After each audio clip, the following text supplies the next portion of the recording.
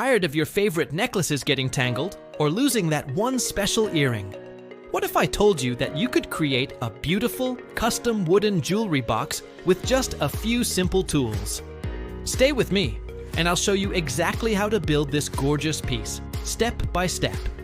It's easier than you think, and the result is something you'll be proud to display or give as a heartfelt gift. First things first, let's talk materials. You don't need a professional workshop for this.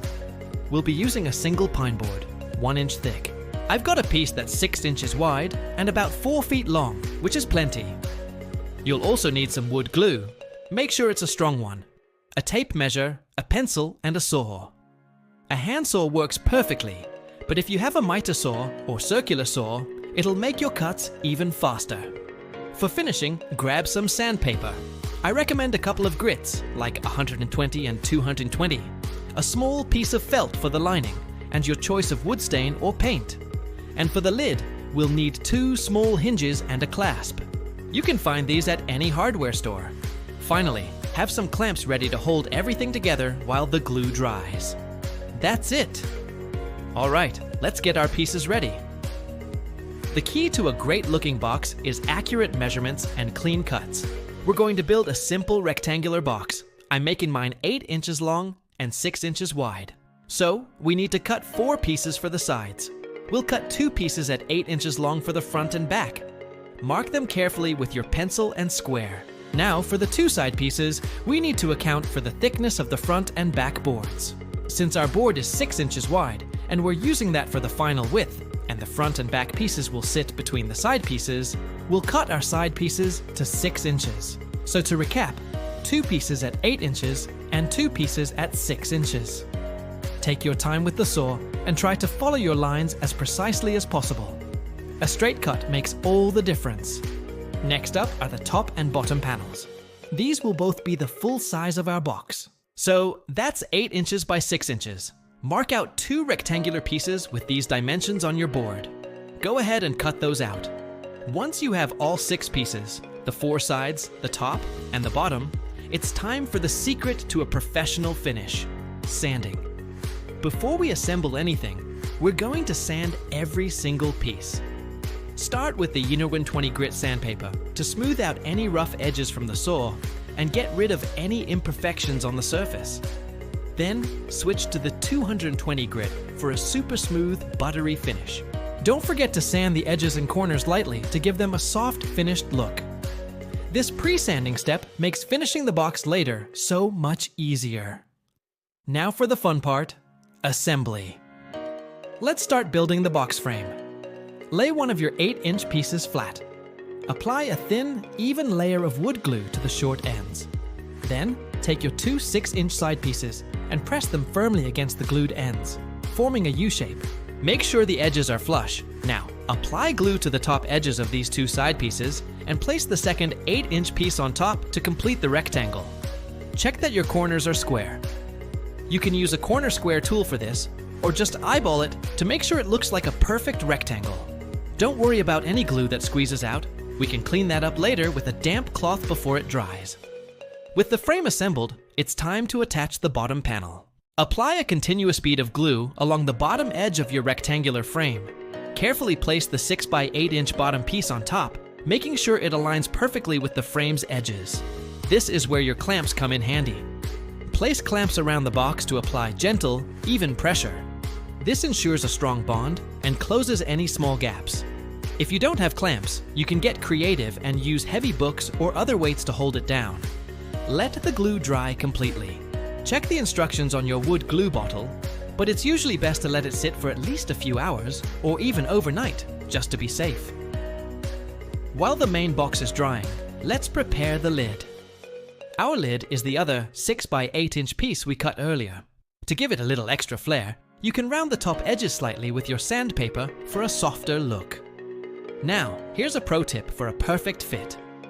Instead of attaching the lid right away, we'll first finish the box and lid separately. This prevents any stain or paint from accidentally sealing the box shut. So, once your box is fully dry and the clamps are off, give it a final light sanding with the 220 grit paper, just to smooth out any dried glue squeeze out and ensure everything is perfect. Do the same for your lid.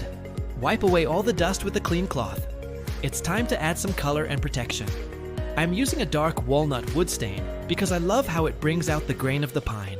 Apply the stain with a clean rag or a foam brush, moving in the direction of the wood grain. Cover the entire outside of the box, the inside, and all surfaces of the lid. Let it soak in for a few minutes, then wipe off the excess with another clean rag. The longer you let it sit, the darker the color will be. Let it dry completely, according to the product's instructions. If you prefer paint, now is the time to apply your favorite color. A couple of thin coats usually looks better than one thick coat. Once the stain or paint is dry, you can add a coat of clear polyurethane or varnish for extra durability and a nice sheen. Our box is looking fantastic.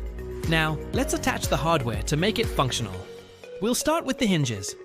Place the lid on top of the box, aligning it perfectly. On the back edge, decide where you want your two hinges to go. Usually about an inch in from each side looks good. Mark the screw holes with a pencil. It's a good idea to drill small pilot holes first to prevent the wood from splitting. Then, screw the hinges into place, attaching the lid securely to the box. Open and close it a few times to make sure it moves smoothly. Next, let's install the clasp on the front. Center it, mark your holes, drill pilot holes, and screw it in. This little piece of hardware really elevates the look from a simple box to a proper treasure chest. One common mistake to avoid is using too much glue. A little goes a long way. If you use too much, it will squeeze out everywhere and can be a pain to clean up, sometimes even interfering with the stain. Another pitfall is rushing the drying time. Be patient. Letting the glue and stain cure properly is crucial for a strong, long-lasting box. Also, don't skip the sanding. It might seem tedious, but it's the difference between a project that looks homemade and one that looks professionally crafted. Taking your time with each step, especially the prep work, will pay off in the end. Trust me, you'll be glad you did. Finally, for that luxurious finishing touch, we'll add the felt lining. Cut a piece of felt to fit the bottom of the box. You can use a spray adhesive or a thin layer of craft glue to secure it in place. Press it down firmly, smoothing out any wrinkles. This not only looks great, but also protects your delicate jewelry from scratches. And there you have it. A stunning, handmade wooden jewelry box, created by you. Let's quickly recap. We started by cutting our pine board into 6 simple pieces. We carefully sanded everything before assembly for a smooth finish.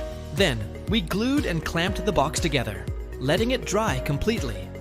We stained it to bring out the beautiful wood grain, attached the hinges and a clasp, and finished it off with a soft felt lining.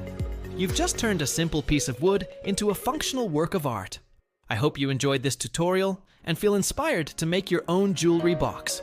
If you did, please give this video a thumbs up. It really helps the channel. And I'd love to see your creations, so share a photo and tag me on social media. For more easy and fun woodworking projects, make sure to subscribe and hit that notification bell so you don't miss the next video. Thanks for building with me today, and I'll see you in the next one.